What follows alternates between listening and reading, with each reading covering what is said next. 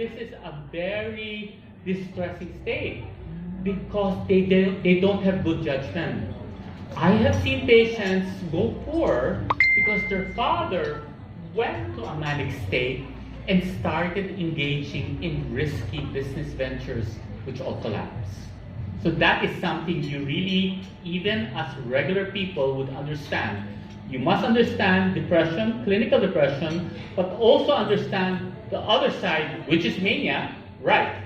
And what if I don't reach mania, a little less than mania? What do you call that? Lower than mania. That would be borderline, close. It will be hypomania. And that is where these people would have increased level, but not to the extreme risk-taking behavior as with panic. Panic, really, certainly, they would need intervention for that. So you have to understand the gamut of it. And B, the patient may have depression or mania. All of this may also impact with the skin. So you do understand the basic terminology for mood. I am in normal mood. What is this? Depression.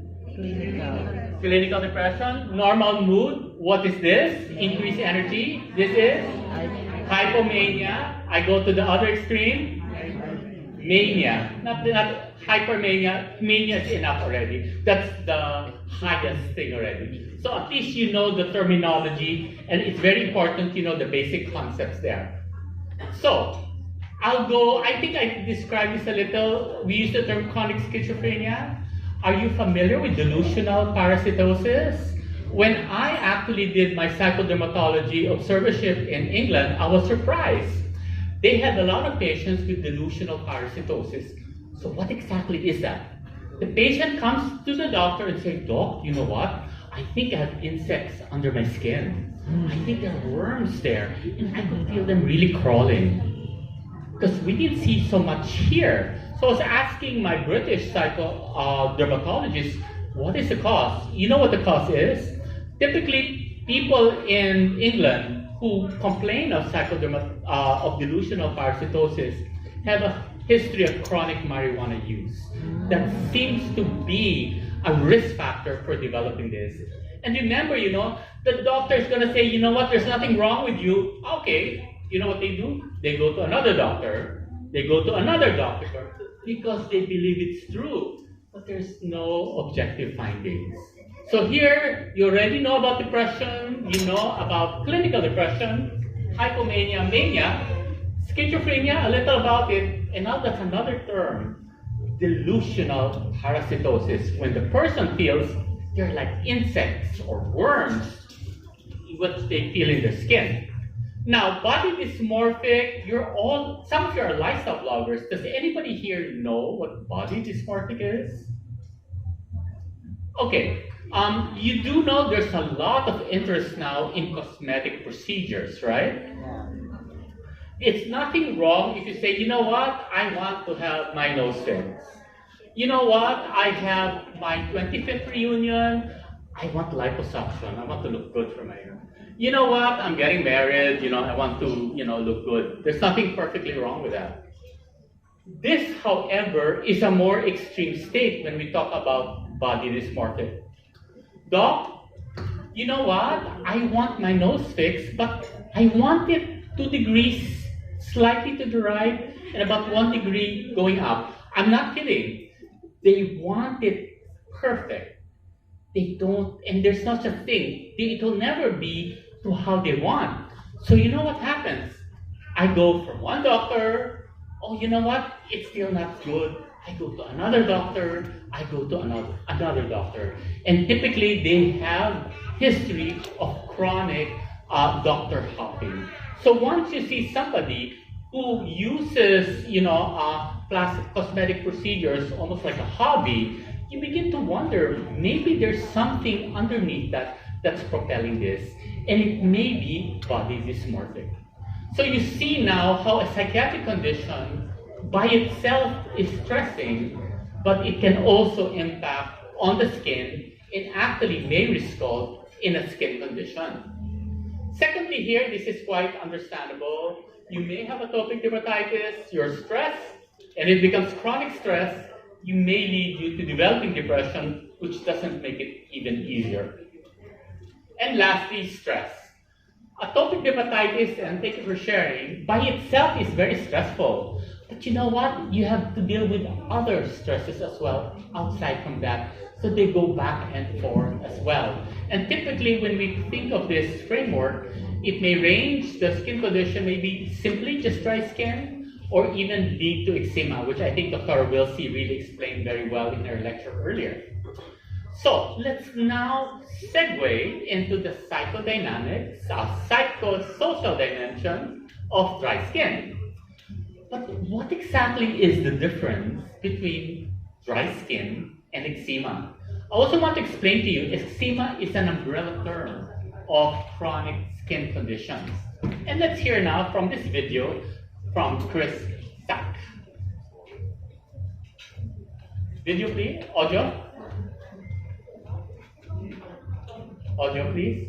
It may also impact on the mental well-being of the baby.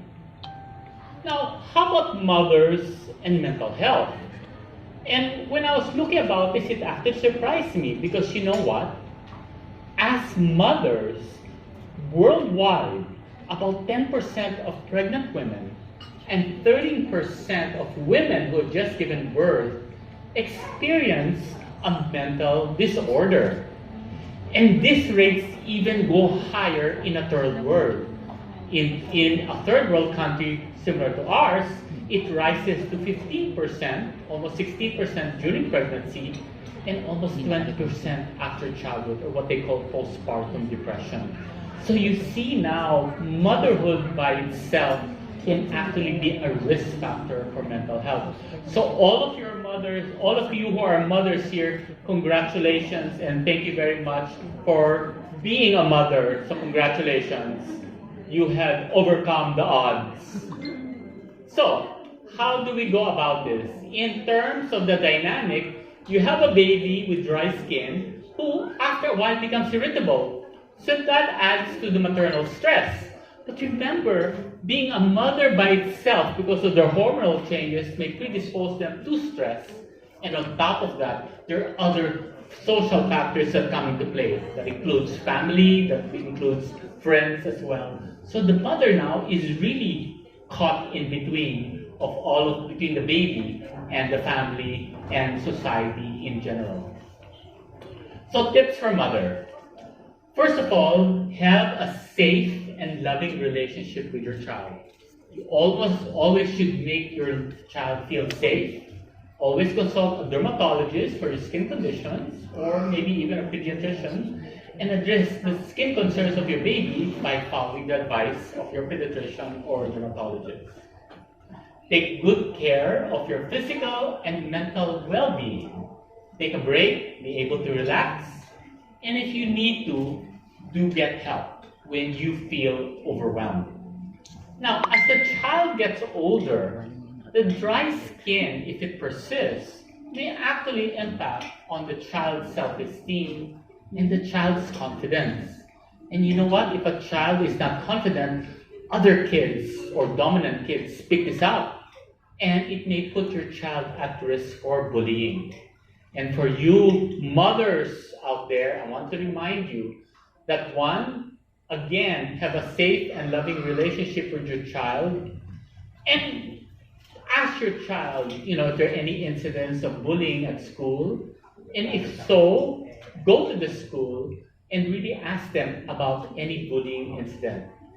I also want to remind you that there is already a law enacted, and this is the anti-bullying law. I know this was already passed as well. So it is a law, and this is by what you will stand to inquire about any bullying incident your child may be experiencing. So, okay, but then you're going to say, you know what? It's just really dry skin. I think maybe it's too exaggerated. Why should we care about dry skin and eczema?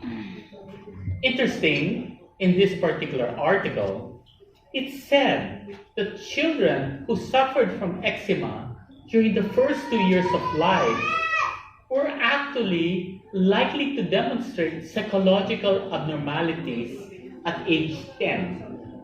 First 2 years of life, no more head eczema, but then stop. The eczema healed. But at 10, for some reason, they are at high risk for developing psychological difficulties compared for children who never had any eczema. And this is something we really should look into. It's not just skin, it's the total person, including the mental wellness of the person that we really have to appreciate. Furthermore, salient points, as a mom, you are really besieged by a lot of stress. Your mental health risks as a mom because of the hormonal changes, a lot of other stresses living in the world today. But if you put on top of that a baby that may be irritable or maybe unhappy or always crying because of dry skin, that adds on to the present stress of the mom. And at the same time, this, if it leads to eczema, may put the child in higher risk for developing psychological symptoms when they're older. So in conclusion, remember now that the skin is the largest organ of the body, but it also could be a source of stress. Dry skin impacts on mental health not only of the child, but also the mother and the whole family. Care for the skin is really part of mental wellness. Remember that mind and skin are connected, and it all starts in loving your baby skin by using the recommended and effective products by dermatologists. So skin love is actually loving yourself, is actually mental health, mental wellness. Thank you very much. Thank you so much, Dr. Antonio Cesar. Wow, such a gracious and generous speaker.